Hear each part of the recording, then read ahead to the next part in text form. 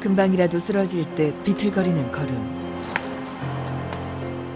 자신의 수족을 자신의 마음대로 할 수가 없는 복순 씨는 파킨슨 병을 앓고 있다. 여기서 쉬었다 가야지. 걸으면 걸 때 이상하게 걸으니까 수치한 사람 같기도 하고 조금 약간 정신 이상자가 걷는 것 같기도 하고 좀 그렇게 생각이 들 것 같아요. 어머, 아이고. 병든 욕심과 세상의 편견 때문에 한없이 작아지는 복순 씨. 곁에서 살뜰히 보살펴주는 아들에게도 늘 미안하기만 하다. 그 마음을 누구보다 잘 아는 아들은 바라고 또 바란다. 어머니가 세상 앞에 좀 더 당당하게 나설 수 있기를.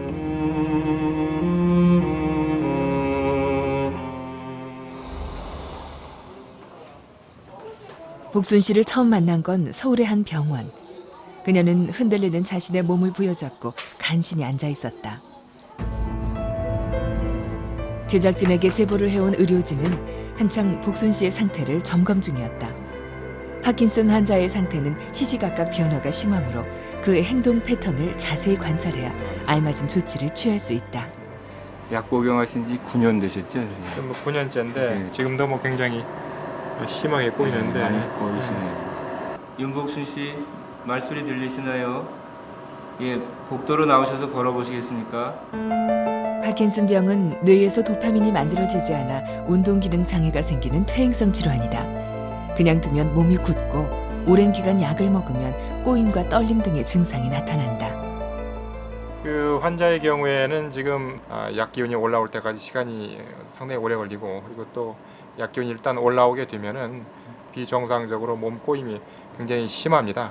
지금 현재 그 약 복용을 해서는 그 정상적인 생활을 하기 어렵다고 저희들이 결론을 내렸습니다. 시급히 수술이 필요하다는 결론. 의료진은 수술 방법을 자세히 알려주며 복순 씨를 안정시켜 주었다. 약물 복용하고 수술적 치료하고 잘 조화롭게 조절을 받으셔서 그렇게 하면은 일상생활 하는 것도 많이 편해지시고 너무 걱정하지 마세요. 파킨슨 병을 앓은 지 9년째. 복순 씨는 수술만이 마지막 희망이라 생각하며 수술 날짜를 잡고 집으로 돌아갔다.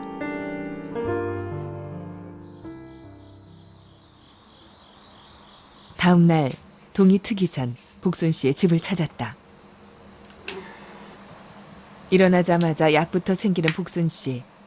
약을 먹지 않으면 몸이 뻣뻣하게 굳어버리기 때문에 하루 종일 약에 의지해야 한다. 약 기운이 번지기까지 20-30분. 그때까지 몸은 돌덩이 마냥 무겁다. 그러나 약 기운이 돌아도 몸이 굳는 대신 제멋대로 움직일 뿐이다.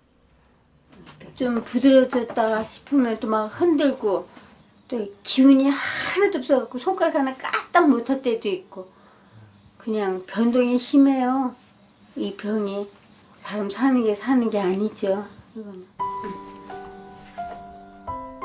복순 씨가 뜻대로 되지 않는 몸을 겨우 움직여 출근 준비를 하는 동안 주방에서는 아들 광희 씨가 밥을 짓느라 분주하다. 아들은 5년째 청소 일을 하고 있는 어머니가 안쓰러워 이제는 그만두시라고 말리지만 소용이 없다. 그래서 어머니의 고집을 꺾는 대신 새벽밥을 지어 도시락을 싸우고 있다. 뭐 해드릴 것도 별로 없는데 밥이라도 좀 따뜻한 밥 새벽에 드실 수 있게끔 제가. 광희 씨도 밤늦게 퇴근을 하는 터라 새벽에 눈을 뜨는 것이 곤욕이다. 너무 무리하지 말고요. 그래. 가서 밥 챙겨 먹고. 그러나 아픈 몸을 이끌고 일을 나가시는 어머니의 고됨에 비할까 바라만 봐야 하는 마음이 안타깝다.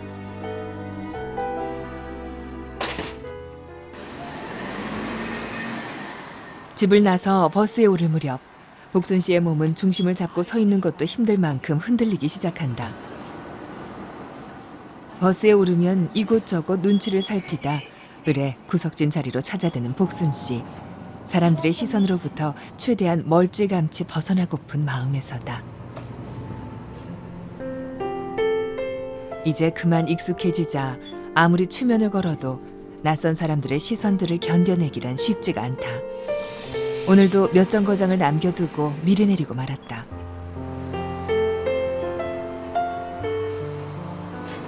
내 몸에 병이 이렇게 배어 있으니까 그냥 떨리는 거 내가 그냥 감수하겠는데 남의 눈이 그 시선이 더 제일 무서워.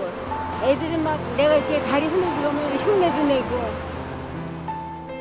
사람들의 시선을 피해 그녀는 그렇게 외딴 섬처럼 한참을 서 있었다.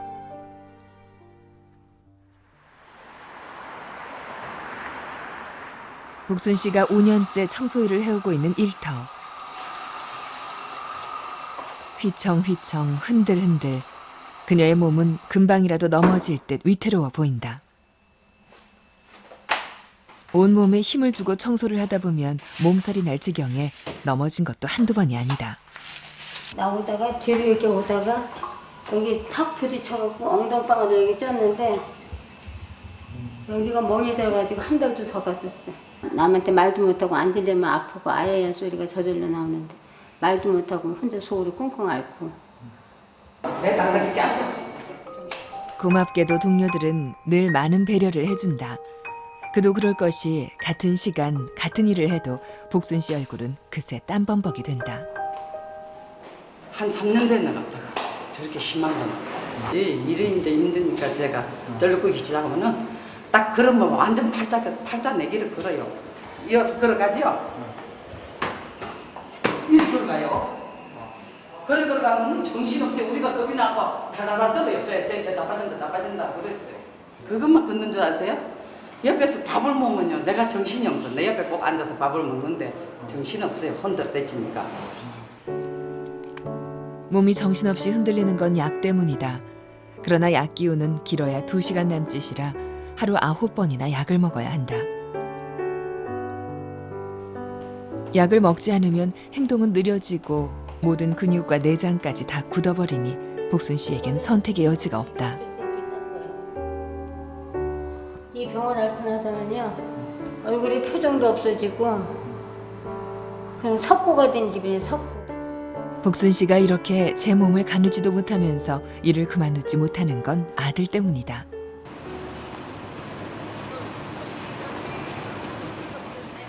아들 광희 씨는 음식점에서 일한다. 그는 30이 넘도록 철부지였는데 뒤늦게 어머니의 병환을 알고 나서야 정신이 번쩍 났다고 한다. 어머니는 당신 때문에 아들이 결혼을 못할까 근심이 많으시지만 광희 씨는 편히 모시지 못한 죄스러움에 하루 종일 어머니 걱정뿐이다. 어머니가 거동도 불편하신데 혹시나 뭐 움직이시다 다치시지는 않는지 집에 혼자 계셔서 좀 불편하신 거 없나 그런 부분 되게 많이 걱정돼요. 어머니 잘 모실 수도 있고 착하고 그런 사람 만나려고 노력을 많이 해봐야죠. 근데 일단은 지금은 이제 어머니 건강이 제일 우선이기 때문에 그런 거는 아직은 깊게 생각은 안 해봤어요.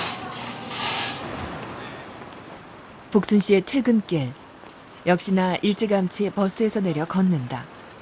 가만히 앉아있는 것보다 걷는 데 집중하면 사람들의 시선을 덜 느끼기 때문이다. 휘청휘청 걷고 또 걷다 한계에 다다르면 딱 한 곳 잠시 쉬었다 가는 곳이 있다. 안녕하세요. 좀 쉬었다가 갈게요. 많이 달렸어. 몇 해 전인가 너무 힘들어 한 발짝도 못 댈 것 같아 무턱대고 들어왔던 곳. 주인장의 배려로 지금은 복순 씨에게 더없이 고마운 휴식처가 돼주고 있다. 옥수수라도 내가 사다 드릴게. 우리 집 가게 이렇게 딱 옛날에 이렇게 들어오실 적에는 왜 들어오시나 그냥 안 들어왔으면 진짜 난 장사하는 집에서 사실 그랬어요.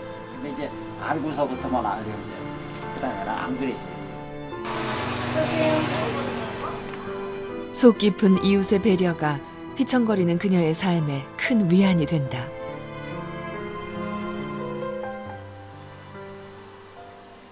집에 돌아온 후에도 복순 씨의 고군분투는 끝나지 않는다. 밥은 그때그때 해먹을 수 없어 얼려두었다가 데워 먹는데 이것저것 집안일을 해보겠다고 움직이다가 넘어지는 일이 다반사다. 막 넘어져가지고요. 여기 쓰레기통도 깔고 앉아가지고 이렇게 다 빵꾸 이렇게 깨졌어요. 이게 넘어져가지고. 밥 한 끼 먹는 일이 복순 씨에겐 그 어떤 노동보다 힘든 일인지도 모른다. 몸이 굳으면 숟가락을 들 힘도 밥을 삼킬 수도 없어 매번 이렇게 흔들흔들 식사를 한다. 삶이 어쩌다 이 지경까지 왔을까. 고통은 삼켜지지도 않는다. 울기도 많이 울었죠. 혼자 들어서 벽에 적실 때가 한두 번이 아니에요, 진짜. 나중에는 뭐 치매까지 온다고 그러니 앞이 캄캄하죠. 내 앞날이 훤해요. 내가 어떻게 살다가 죽을지. 젊은 시절 등산을 좋아했던 복순 씨는 가난했지만 행복했다. 그러나 20년 전 자궁암 수술을 받은 직후 남편은 집을 나가 돌아오지 않았다. 갖은 고생을 하며 홀로 아이들을 키웠지만 느닷없이 파킨슨 병이 찾아온 것이다. 아들한테 미안하죠. 이제 병든 엄마를 이제 지가 부양하게 되니까 그게 좀 미안해요. 잘해주지 못하고 딴 부모들은 뭐 다 잘해주는데 그렇게는 못할 망정. 집 칸에 방 한 칸에 애들 똑똑한 것이 있어야지 장가를 갈 텐데.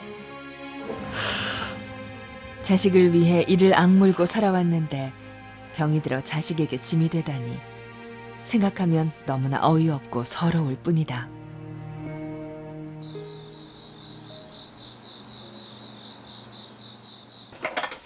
광희 씨는 퇴근 후 곧장 집으로 돌아온다. 친구들과 어울리는 대신 밀린 설거지와 집안일을 한다.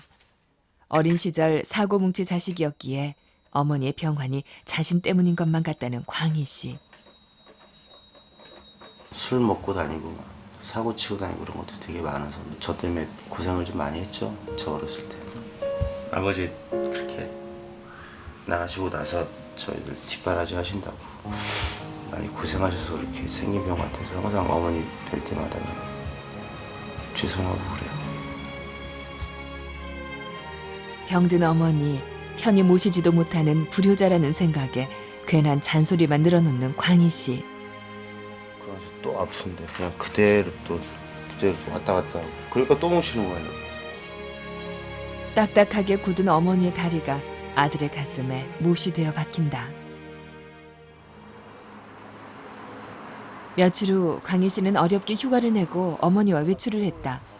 어디를 가려는지 먼저 어머니가 신을 편한 신발부터 고르는 광희 씨. 엄마는 이 신발 날 거냐 이 신발 날 거냐. 맞아요. 어머니의 신발이 많이 낡기도 했지만 오늘은 어머니를 모시고 좀 걸을 작정이다.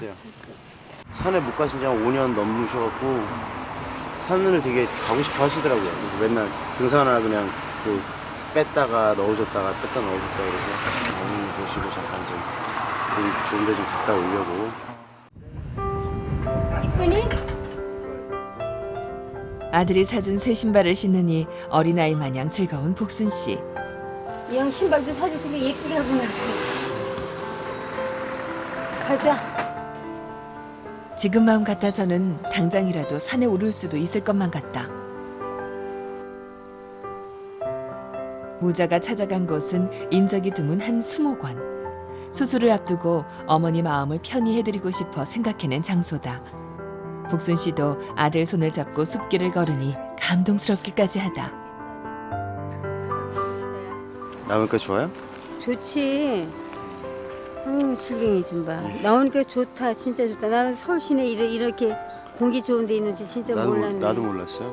사람마다 차이가 있다는데 나는 잘 안 되면 어떡하니라는 말씀을 하시는데 제발 그런 생각을 좀 안 하셨으면 좋겠어요. 일단 수술하시고 나시면 이제 다시 어머니 옛날 생활을 좀 되찾았으면 좋겠어요. 등산도 좀 자주 가시고. 어머니의 걸음걸이가 온전히 돌아오는 날, 손잡고 함께 등산을 하는 그런 기적 같은 날이 반드시 올 거라고 광희 씨는 굳게 믿는다.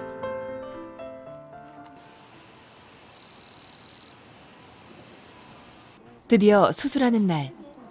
애써 어머니를 안정시키지만 광희 씨도 어쩔 수 없이 긴장이 밀려온다. 이젠 다 잘 되겠죠. 이제야 실감이 나요. 이제야 이제 어머니가 진짜 많이 아프셨구나 실감이 나고. 곧이어 수술을 위한 몇 가지 검사가 진행됐다. 들어요. 그렇지. 폐기능 검사에 이어 엑스레이와 MRI, 심전도, 골밀도 검사 등 최종 점검이 이루어졌다. 잠시 후 머리를 깎으며 본격적인 수술 준비에 들어간 복순 씨. 이게 조입니다. 조일 때 좀 아플 거예요. 아유 아파. 그만 좀 해요.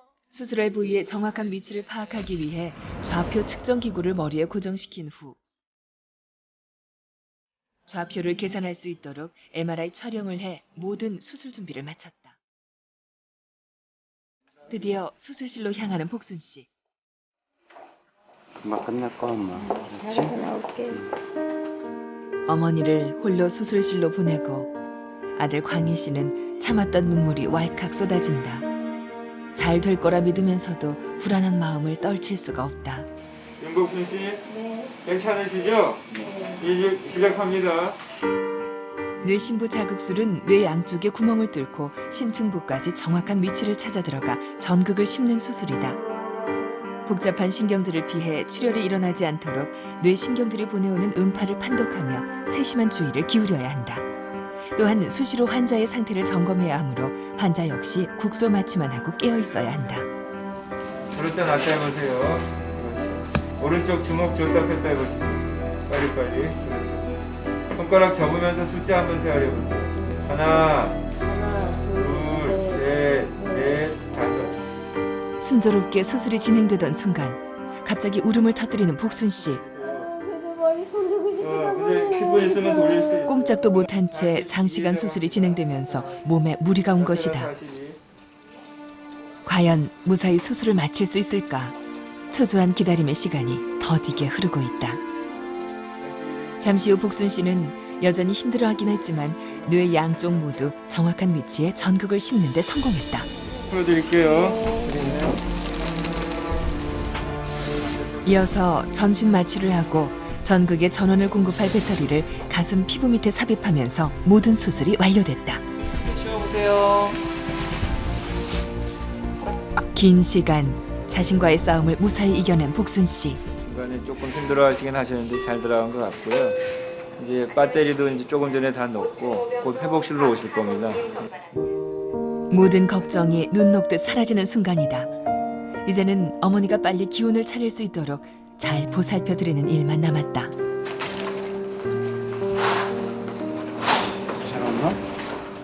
복순 씨는 회복 속도도 좋아 보였다. 이렇게 무사히 돌아와준 어머니가 아들은 그저 감사할 뿐이다.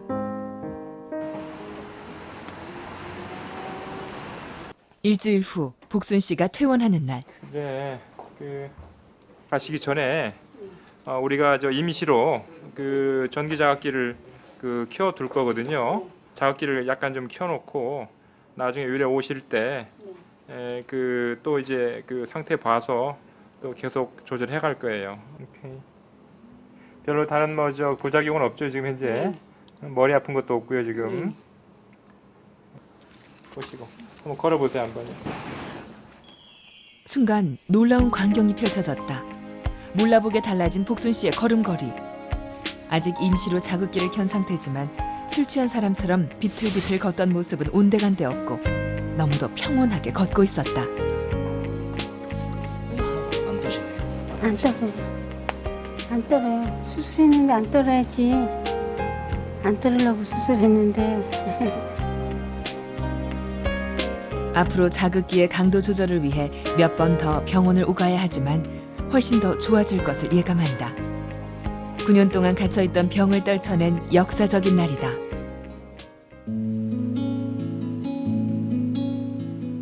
퇴원 2주 후 복순 씨와 아들 광희 씨를 다시 만났을 때 두 사람은 산행을 하고 있었다. 두 손 맞잡고 나란히 발맞춰 오르는 산길. 그토록 꿈꿔오던 순간이 현실로 나타난 것이다. 복순 씨의 걸음걸이는 또박또박 여느 사람들과 다르지 않았다. 처음에 수술 받고 나오셨을 때에 비해서 지금 2주 정도 됐는데 2주 좀 넘었는데 살이 되게 많이 붙었어요. 너무 흔들지 않고 다리 들고 걷지 않으니까 제일 좋아. 남이 안 쳐다볼 게 제일로 좋지. 동네 사람들이 아줌마 너무너무 새 사람은 산다고 너무 좋겠다 너무 좋겠다 그래. 제2의 삶을 선물 받은 것 같다는 복순 씨. 이제 사랑하는 아들 장가도 보내고 등산도 다니면서 행복한 웃음을 지을 것이다. 세상 앞에 당당해진 복순 씨의 걸음에 응원을 보낸다.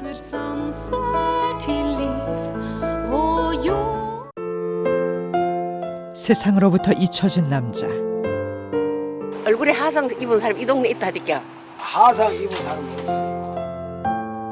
홀로 지낸 지 10년째. 그는 과연 세상과의 벽을 허물 수 있을까? 닥터스에서는 병이나 사고로 인한 안타까운 사연으로 새 삶을 기다리는 분들의 제보를 받습니다.